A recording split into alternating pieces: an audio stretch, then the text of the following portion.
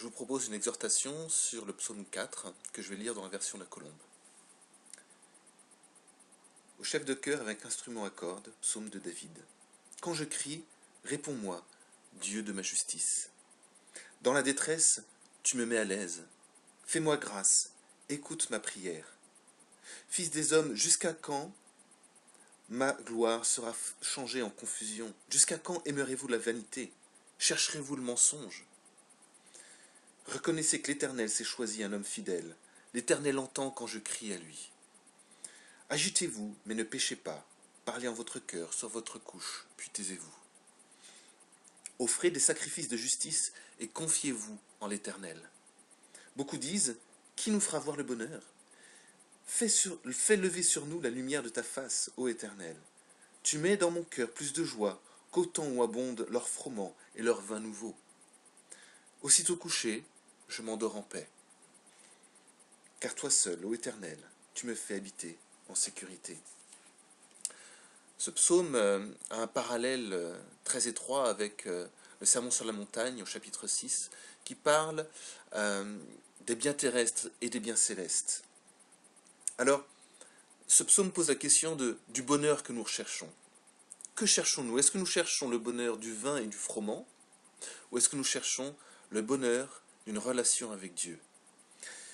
Alors c'est sûr, le vin et le froment, ça nous procure de la joie. Nous avons besoin de nourriture pour vivre. Un bon repas met tout de suite la gaieté pour chaque convive. Pourtant, ce n'est pas la joie que le psalmiste propose à la fin. Ce qu'il demande, c'est d'avoir une joie venant d'une relation avec Dieu.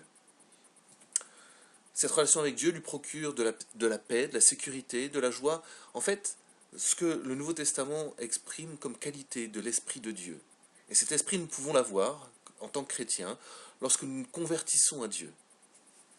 Lors de notre conversion, lorsque nous voyons Jésus, lorsque nous décidons de le suivre comme un disciple, lorsque nous nous faisons baptiser, nous sommes envahis par la joie de Dieu, par cet esprit qui nous procure de la paix, de la sécurité, de la sérénité, des convictions sur ce qui mène à la vie ou ce qui mène à la mort.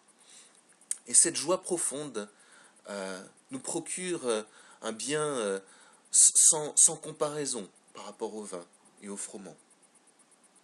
Alors bien sûr, c'est une attitude que nous devons avoir de façon constante.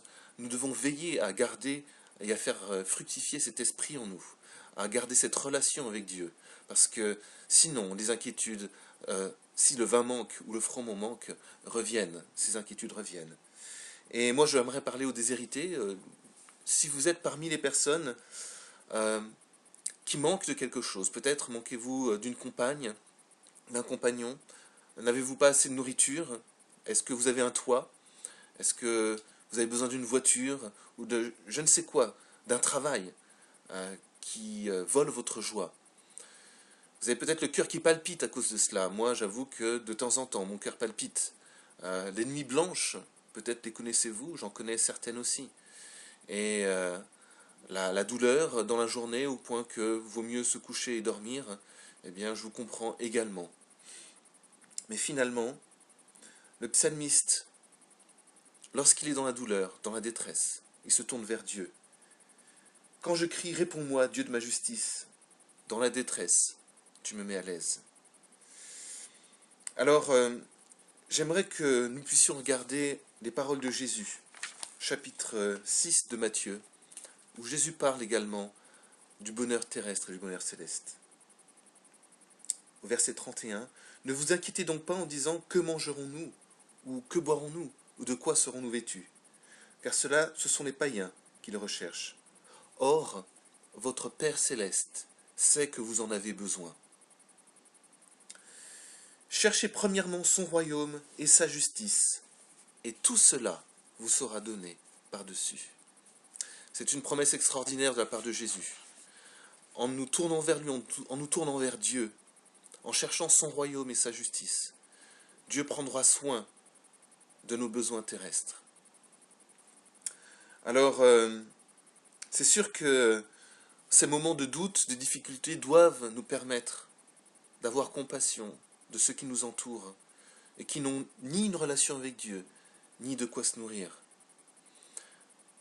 Profitons-en pour nous lier avec un voisin, un homme ou une femme qui est de notre quartier et qui est en manque de quelque chose, et à qui nous pouvons offrir notre écoute, notre compassion, de la nourriture peut-être, et peut-être quelques conversations avec, leur permettant de comprendre la volonté de Dieu pour leur vie. Moi, je me suis lié hier avec un homme qui s'appelle Karim, et ça fait la deuxième fois que je lui parle, et il est très très vif, intelligent, sincère, sympathique. Il manque de nourriture, il lui manque des dents. Il est dans mon quartier, et j'espère bien que je vais pouvoir continuer à lui parler, à le voir, et à lui offrir de temps en temps de la nourriture. J'aimerais que nous puissions conclure avec le psalmiste dans le psaume 4.